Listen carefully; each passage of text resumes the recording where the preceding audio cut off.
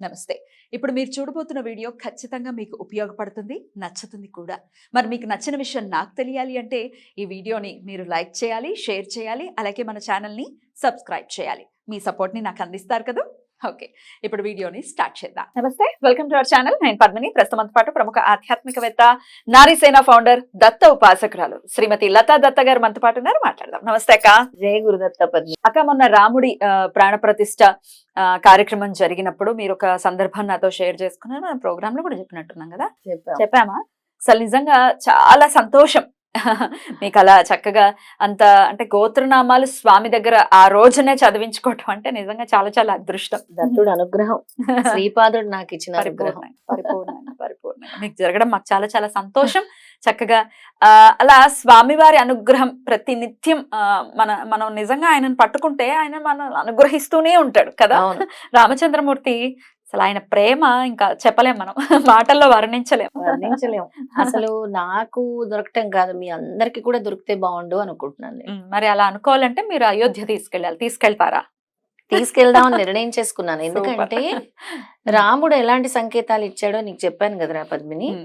అసలు కర్మాన్ ఘాట్ అని చాలా చక్కగా శ్రవంతి గారు విడదీసి అలా రాజు దగ్గర అనగానే హనుమంతుడు రాజు భయపడిపోయాడట. ఆ రోజు కర్మాన్ ఘాట్ లో మనం చేసిన తర్వాత మనం చేసిన రామనామ స్మరణకి రాముడు నాకు ఇచ్చిన అదృష్టం అదని చెప్పాను. ఆ స్మరణతో నాకు ఇంకో అదృష్టం ఇచ్చారు, భద్రాచలం తీసుకెళ్లిపోయారు. వెళ్ళొచ్చారు, దర్శనం చేసుకుని భద్రాచలం తీసుకెళ్లిపోయారు. ఇదేంటి నాయన ఎట్టించి ఎడిదిప్పేస్తున్నావు? అసలు ప్లాన్ ఏం లేదు, అన్ప్లాన్డ్. అసలు నేను వెళ్ళాలని నాకు అసలు లేదు. అది రాముడు అలాగా తాడు పెట్టి లాగేసినట్టు లాగేస్తే అక్కడ వచ్చిన ఆలోచన, నేను ఇక్కడికి వచ్చాను, అయోధ్య ఎందుకు వెళ్ళట్లేదు నేను అనిపించింది. అయోధ్య ఎందుకు వెళ్ళట్లేదు ఇంతవరకు వచ్చి? మరి నేను చూడటానికి రావద్దా తండ్రి? రావాలి కదా. నేను వెళ్ళటం ఏంటి? అందరం కలిసి వెళ్ళాలి కదా. అందరి వాడివి కదా నువ్వు, అందరికీ అవకాశం ఇవ్వాలి కదా. అందరి గురించి మనం ఆలోచించాలి అనే ఆలోచన వచ్చింది పద్మిని. అందుకే అయోధ్య వెళ్ళిపోతే బాగుండు అని నిర్ణయించుకొని మార్చి నెలలో మార్చి 11 నుంచి 15 వరకు వెళ్తే బాగుంటుంది అని. శుద్ధ పాడ్యమి నాడు మొదలు. పాడ్యమి నాడు మొదలు. అద్భుతం. 11, 12, 13, 14 4 రోజులు అక్క. 4 రోజులు వెళ్తున్నామా? వెళ్తున్నాం. డన్. నిజంగా చాలా చాలా సంతోషంగా ఉంది. అయోధ్య వెళ్ళటం అంటే ఇప్పుడే కొత్తగా నిర్మించినటువంటి గుడి, తెలియకపోవచ్చు ఎలా వెళ్ళాలి ఏంటి అని. అక్కడ మీకు విష్ణుభట్ల గారు అనుకుంటారు. అవును, యజ్ఞ విష్ణుభట్ల గారు. ఆయన అన్నారు, మీకు ఎందుకు మేడం మీరు వచ్చేసేయండి అంటే, నేను కాదండి, నాతో పాటు పెద్ద సైన్యం వస్తుందంటే సైన్యాన్ని కూడా తీసుకెళ్ళి చాలా 30 మంది 40 మంది 50 మంది అందరూ రండి అని అన్నారు. అలా మనము వెళ్ళిపోతున్నాము. 11వ తారీఖు బయలుదేరుతున్నాం. 11 అంటే ట్రైన్ లోనే వెళ్తాం. ట్రైన్ లోనే వెళ్తాం. డైరెక్ట్ ట్రైన్లే ప్రయత్నిస్తున్నాం. ఒకవేళ డైరెక్ట్ ట్రైన్లు దొరకకపోతే ఎక్కడి నుంచైనా కనెక్షన్ ఉన్నా కూడా we will make it possible. అలా బస్ లో అయితే చాలా దూరం కాబట్టి ఇట్ ఈస్ నాట్. ట్రైన్ లోనే దాదాపు 30 గంటలు 30 గంటలు పడుతుంది.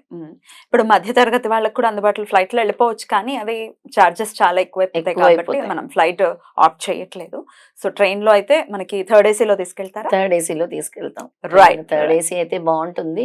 ఇక బలరాముడు మన కోసం వచ్చినప్పుడు 500 ఏళ్ల తర్వాత, ఆఫ్టర్ 500 years, మరి మనం వెళ్ళాలా వద్దా? వెళ్ళాలి అని ఆయన అసలు రావాలి అని చెప్తున్నారు. వెళ్ళటమే కాదు పద్మిని, అసలు రాముడి దగ్గరికి ఉట్టి చేతులతో వెళ్తామా? వెళ్ళమాక. అసలు ఇంతమంది ఇన్ని ఇస్తున్నారు, మరి ఏమి ఇవ్వగలము? అసలు నీ పాదాల దగ్గర ఉండేవి ఏమి ఇవ్వగలము? ఇదంతా భద్రాచలంలోనే వెళ్తున్నప్పుడు వస్తున్న ఆలోచనలు. రాముడి దగ్గరికి వెళ్తున్నాము, మరి రామయ్యకి ఏమి ఇవ్వగలను? ఒక లడ్డువా? కాదు కదా. ఇవన్నీ అందరు ఇస్తున్నారు. పెద్ద అగరబత్తి, హైదరాబాద్ నుంచి పెద్ద లడ్డు, పెద్ద గంట, పెద్ద తాళం కప్ప అన్ని. మనం ఏమి ఇవ్వగలం అంటే, స్వామి నాకు ఇచ్చిన ఇంట్యూషన్, బంగారు పుష్పాలు ఇవ్వు. వావ్. బంగారు నేను ఎక్కడి నుంచి ఇవ్వగలను తండ్రి బంగారు పుష్పాలు? ఏదో 1, 2 అంటే నేను చేయించగలను. 108 పుష్పాలు నేను ఎక్కడ చేయించగలను అని అంటే, అందరికీ అవకాశం. 108 మంది ఎవరికైతే ఇంట్రెస్ట్ ఉంటుందో 108 మంది, ఒక్కొక్క పుష్పము ఒక పావుతులం, అంటే ఒక 15 నుంచి 16,000 బడ్జెట్ అవుతుంది అనమాట ఒక్కో పుష్పం.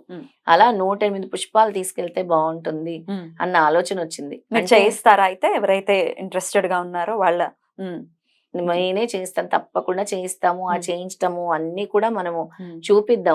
ఏ విధమైనటువంటి పుష్పము, ఎలాంటి పుష్పం అనుకుంటున్నామో స్వామి వారికి అన్నిటికంట ఈ పుష్పాలైతే స్వామి పాదాల మీద అష్టోత్తరం చదివినా కూడా స్వామి పాదాలు చెంతకెళ్తాయి అనే స్ఫురణ కలిగింది పద్మిని. బ్యూటిఫుల్ ఈ అవకాశం నాకు కాదు, నాతో పాటు అందరికీ కూడా కల్పించాలి అన్న ఆలోచన కలిగింది. బ్యూటిఫుల్. అయితే యాత్రికులు ఖచ్చితంగా ఇవ్వాలి అనే రూల్ ఏం లేదు, ఎవరైతే చేయదలుచుకున్నారో వాళ్ళు ఇవ్వచ్చు. యాత్రికులు ఇవ్వాలని రూల్ ఏం లేదు, మ్మ్. ఎవరికైతే ఇష్టమో, మ్మ్. ఎవరైతే రాముడికి ఇవ్వగలరో. తమవంతుగా మేము మ్మ్. కూడా 108 పుష్పాల్లో మేము కూడా 1వ నెంబర్ అవుతాము, మ్మ్. 10వ నెంబర్ అవుతాం, మ్మ్. 20వ నెంబర్ అవుతాం, 20వ పుష్పం అవుతాం అని మ్మ్.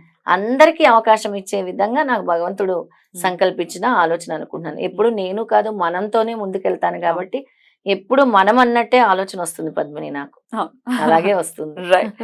సో అద్భుతంగా స్వామికి యాత్ర చేయటమే కాదు, ఆ పుష్పాలను కూడా 108 బంగారు పుష్పాలని కూడా స్వామి వారికి ఇవ్వాలి అనే స్ఫురణ స్వామి ఇవ్వటం నిజంగా పూర్వజన్మ సుకృతంగా భావిస్తున్నాం. అంతే. ఎంతో కొంత శ్రీరామచంద్రమూర్తికి అసలు పాదాభివందనం, అలాగే హనుమంతుడికి, ఇద్దరికి, అంతే, సీతమ్మ తల్లికి, మొత్తం పరివారానికి. అద్భుతం అద్భుతం, చాలా అద్భుతమైనటువంటి తలంపు.